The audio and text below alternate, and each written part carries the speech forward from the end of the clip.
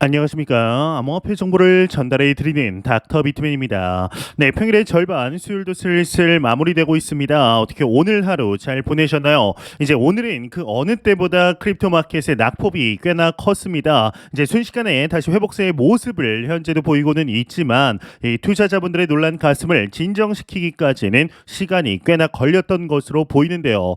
이제 오늘 무슨 일이 있었냐? 바로 세계 최대 암호화폐 거래소인 이 바이낸스의 설립자이죠. 자오장펑이 자금 세탁 유죄를 인정하면서 5천만 달러의 벌금 및 바이낸스 CEO 사퇴를 받아들였습니다. 또한 바이낸스사도 이 43억 달러 한화 약 5조 6천억 원의 벌금과 보상금을 미 정부에 내겠는데 이 동의하게 되었는데요.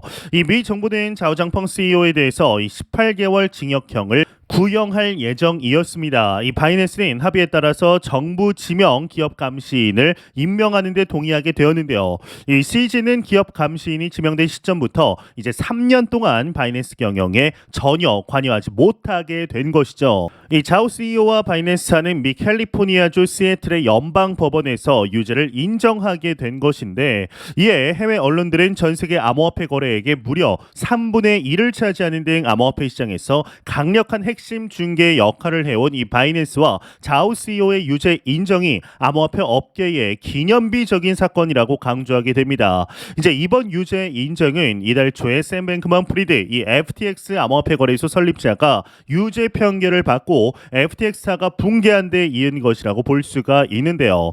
이 메릭 갈랜드 미 법무장관은 성명에서 이제 이번 사건을 두면서 이에 메시지는 분명하다. 신기술로 법을 위반하면 질서 파괴자가 아닌 범죄자가 된다라는 것이라고 강조하게 되었습니다. 현재 이 미 법무장관이 언급하는 바가 시사하는 게 참 크다라고 볼 수가 있는데, 이 바이낸스사와 CG 및 다수의 고위 직원들은 고객들의 신원을 파악해 당국에 신고하도록 한 이 은행 비밀 보호법 규정 등을 위반해 이란과 쿠바, 시리아 등의 제재 대상 고객들이 바이낸스에서 거래할 수 있도록 하였습니다. 이 미 당국은 자오 CEO가 제재 대상국 고객들이 바이낸스를 이용하지 못하도록 하는 노력이 충분하지 않았음을 인지하고 있었고, 이 미 검찰은 특히 바이낸스가 불법 자금 거래 사업을 운영함으로써 은행 비밀 이제 보호법 및 제재법을 위반했다라고 밝히게 된 것인데요.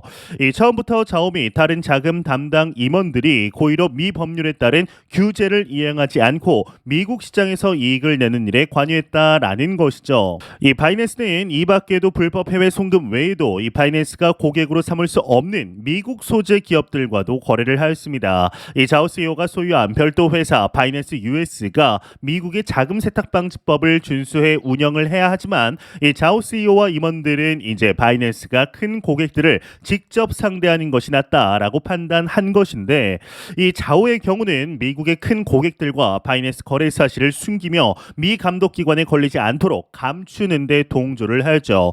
그 밖에도 바이낸스는 범죄에 연루돼서 거래가 금지됐던 주요 고객들이 다시 거래하도록 허용도 하였었습니다. 이제 이번 사건의 본질에 대해서 또 여러 이야기가 나오고 있습니다. 그런데 그 배후에 비트코인 현물 ETF가 있다라고 주장하는 의견 또한 있습니다. SEC가 비트코인 현물 ETF를 승인하기를 주저하는 이유 중 하나가 바로 테러 자금 등 자금 세탁의 우려가 있기 때문이다라는 것인데, 그런 점에서 이 대표적인 코인 거래소인 바이낸스를 이번 기회에 위축시켜서 사업의 규모를 줄이고 CG를 쳐내면서 제도권 안으로의 편입을 위해 코인 업계를 한번 정리하겠다라고도 볼 수가 있습니다. 실제로 바이낸스는 크립토 업계에서 과반 이상의 점유율을 가지고 있으면서도 어느 국가의 법에도 적용을 받고 있지 않았었는데요. 이로 인해 전체적인 코인 가격이 하락하는 모습을 보이기도 했습니다. 하지만 단기적인 충격이 있더라도 장기적으로 비트코인과 크립토 업계 전반에 제도권 수용이라는 호재가 존재하기 때문에 이번 사건은 나쁘게만 볼 일도 아닙니다. 이 단기적인 충격 정도다라고 해석하는 편이 좋겠는데요. 이 역사적으로 미국은 급성장한 신산업에 대해서 늘 이렇게 크게 정리를 하고 제도권 안으로 들이는 절차가 있어 왔습니다. 지금의 바이낸스는 기형적인 시장 점유율을 가지고 있는 것이기 때문에 충분히 정리될 필요가 있습니다. 그리고 이렇게 함으로써 SEC가 비트코인 현물 ETF를 승인할 토대를 마련할 수 있을 것으로 보이는데요. 있는데요. X를 통해서 이 CG는 향후 블록체인과 웹3 그리고 디파이, AI, 생명공학 분야의 스타트업에 투자할 것을 밝혔습니다. 그러면서 앞으로 디파이를 살펴볼 시간을 가지게 된 것에 기쁘다라는 말도 잊지 않았는데요. 그런데 이제 그 다음 언급이 눈에 띕니다. 바이낸스가 자금을 유용했다거나 시장을 조장했다라는 주장을 하지 말라라는 겁니다. 이는 바이낸스가 시장을 왜곡시킨다고 주장해온 그간의 지적에 정면으로 대치되는 내용으로 이 부분에 대해서는 SEC와의 소송이 남아 있는 상태입니다. 이제 결론적으로 바이낸스의 영향력은 줄어들게 될 것이고 이 미국은 크립토 역시 미국 중심으로 돌아가게 하려 할 건데요. 이 코인베이스 주식도 함께 하락하는 모습을 보여주었습니다. 이 바이낸스 자체가 곧 크립토라고 생각하는 이들이 워낙 많기 때문에 전체 시장의 타격도 결코 무시할 수는 없습니다. 하지만 이번 사건으로 인해 코인베이스의 영향력은 더 확대될 수 있을 것으로 보이는데요.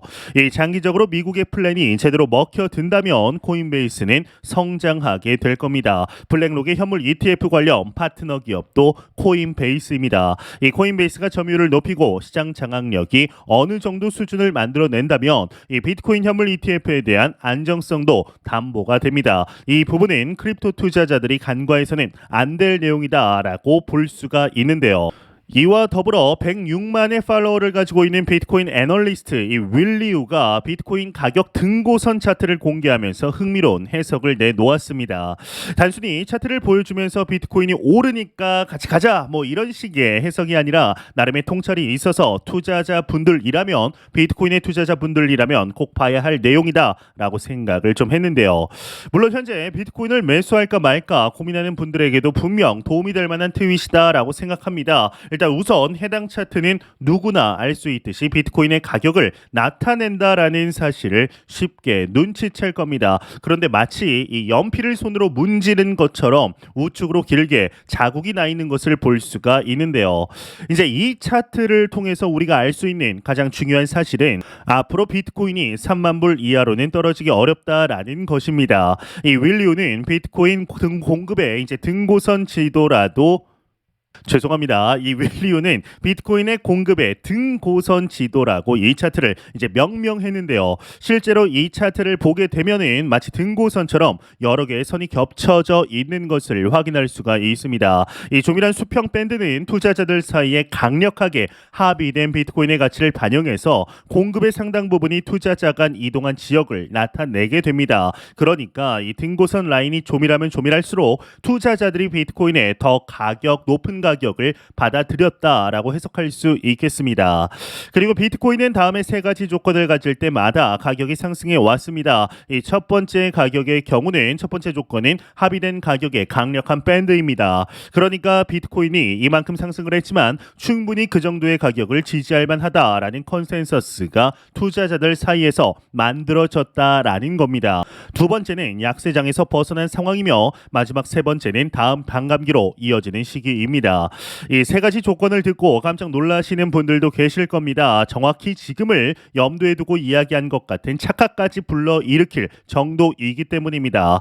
이 첫 번째 조건을 보게 되면 비트코인은 현재 가격에 대해 이제 누구도 지나치게 높다라고 이야기하지 않습니다. 지금 상승에 대해 많이 올랐다라고 생각하는 사람이 있더라도 앞으로 더 오를 수 있을까에 대한 의심이지 지금 가격 지지에 대해서 의심하는 사람은 많지 않습니다.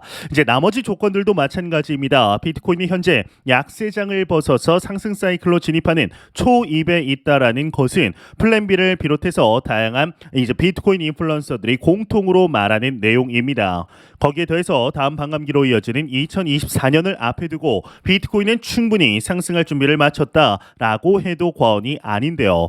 그런데 아주 무서운 사실이 하나 있습니다. 이 조건이 충족되었을 때 이 지지를 다시 테스트하기 위해 가격이 다시는 돌아오지 않았다라는 겁니다.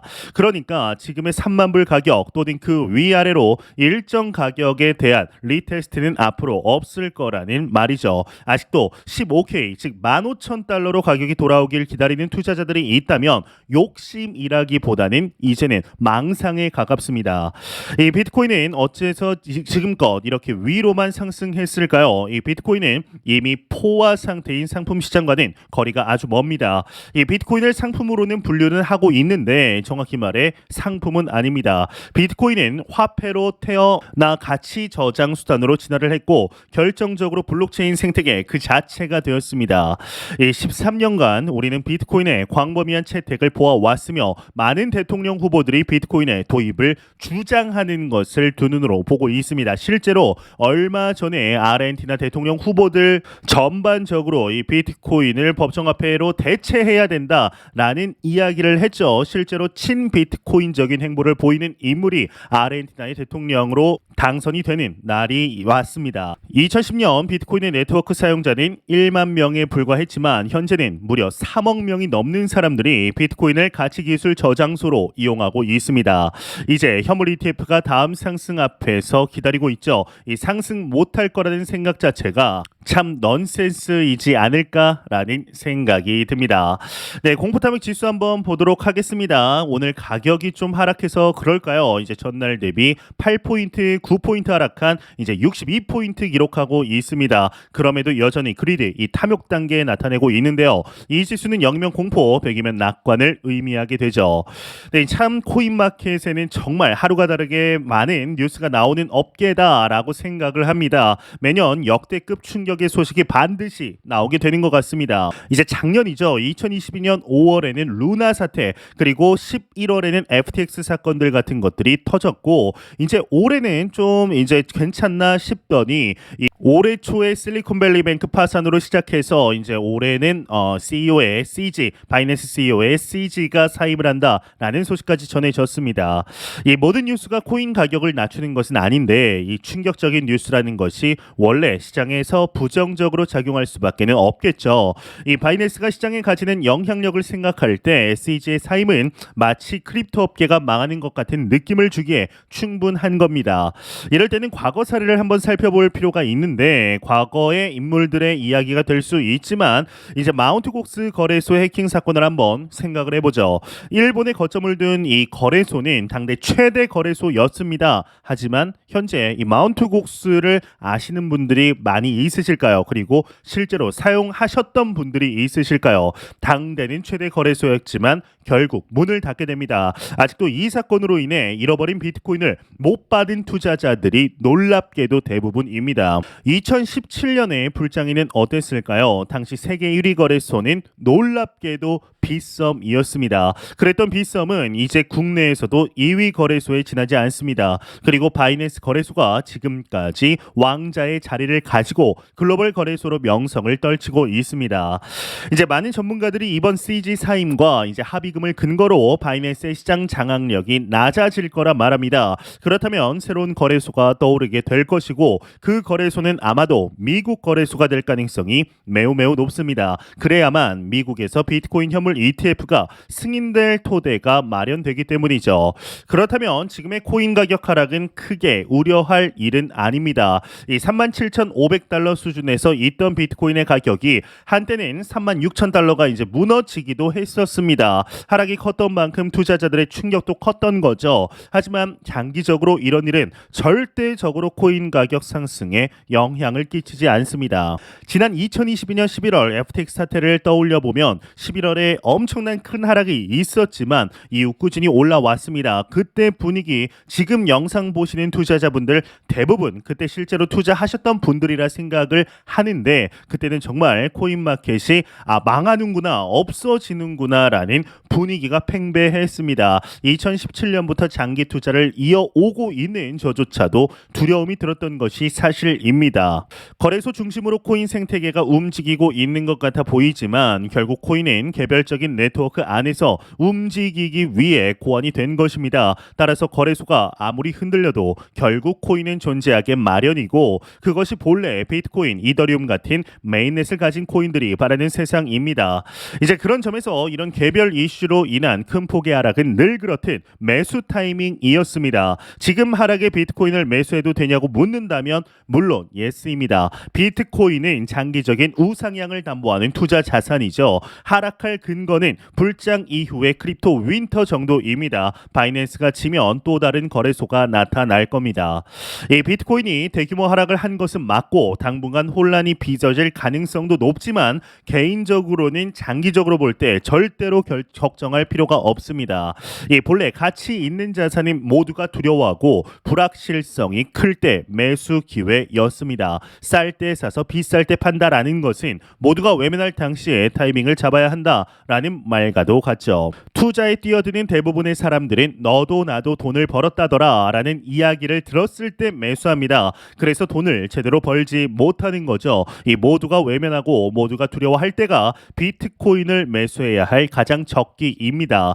2022년 11월은 그런 점에서 비트코인 매수의 적기였습니다. 지금도 그럴까요? 물론이다 라고 말씀드릴 수 있는데요. 우리는 너무나 좋은 시기 속에 실제적인 투자 이어가고 있습니다. 매영상 말씀드리지만 절대로 단기적인 시각으로 이 시장 바라보지 마시고 장기적인 시각으로 또한 오랜 시간 동안 함께 할 수 있는 여유 자금을 통하여 투자를 진행하시길 진심으로 바래 보도록 하겠습니다.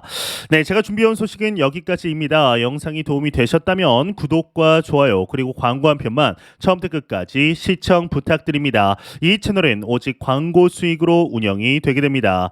항상 영상 시청해 주시는 시청자분들 구독자분들 너무나 감사드립니다. 오늘 남은 시간 잘 마무리하시길 바라면서 저는 더욱 도움이 되는 영상으로 찾아뵙도록 하겠습니다. 지금까지 닥터 비트맨이었습니다. 감사합니다.